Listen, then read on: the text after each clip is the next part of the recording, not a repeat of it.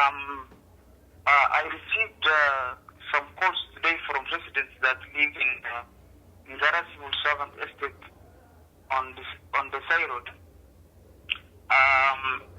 The Somali community and the Muslim community that live there apparently are there in large numbers, and the past 4 years, the school that is situated there gave them a space where their kids are learning Madrassa or Duksi, as we know in Somali. So it happened that the committee, the leadership of the estate, that is the committee of the estate, raised some baseless concern, saying that these Somalis and the Muslims are taking over the estate, and that their kids are learning their own religion. So that is some baseless allegations that they raised. So as a human rights lawyer, the committee reached out to me.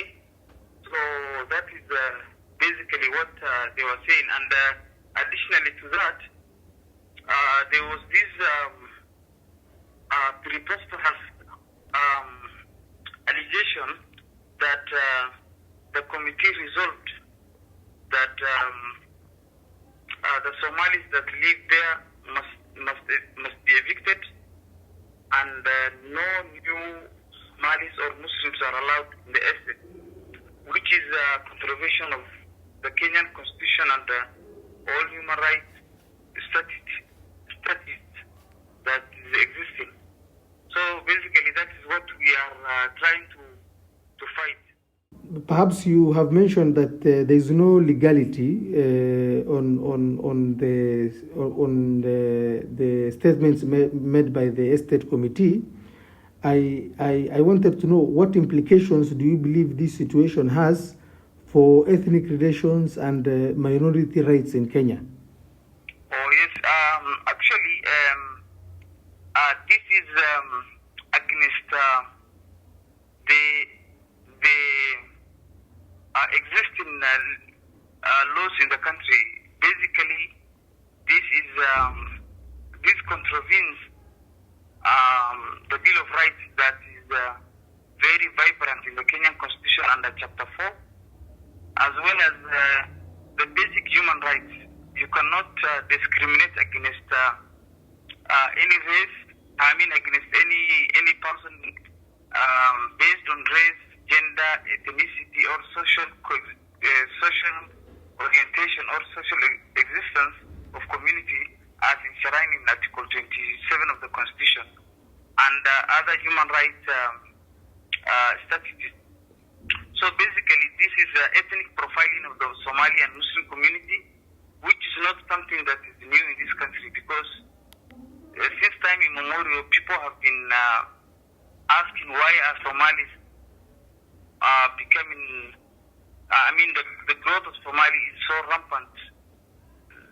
So this is basically ethnic profiling and trying to create hatred towards the Somali community. And perhaps the committee has made its case. What measures do you think now can be implemented, both by the Somali community in that area, and for this matter not to happen in other states, to prevent such discriminatory practices? Since this matter is something new that came up yesterday and today, there is a discussion going on. The community, the Muslims, the Somali and the Muslim community living in the state have reached out to us, and there is a meeting tomorrow that was called by the chairman of the estate after hearing that there is that problem. So initially we wanted to constitute legal proceedings against the committee, which is in form of the constitutional petition at High Court of Kenya. But then we are going meeting tomorrow at 7 p.m. with the chairman of the estate, and based on the outcome, we are going to see the way forward on whether we are going to proceed. But this thing started yesterday, where one of the members of the Somali community tried to bring in a family member, so they tried to stop him. But luckily, he was well versed with the law, and he used the police to get entry into the premises. But one thing that baffles me, and that is absolutely shocking, is that this committee are not the owners of this property, and the landlords want clients. They are not discriminatory of any clients they want, but it is this committee, the leadership of the committee, that are propagating these hate and discriminatory practices against the Muslim and Somali community. So basically, we are going to have a meeting tomorrow with the chairman, and based on the outcome of the meeting, we are going to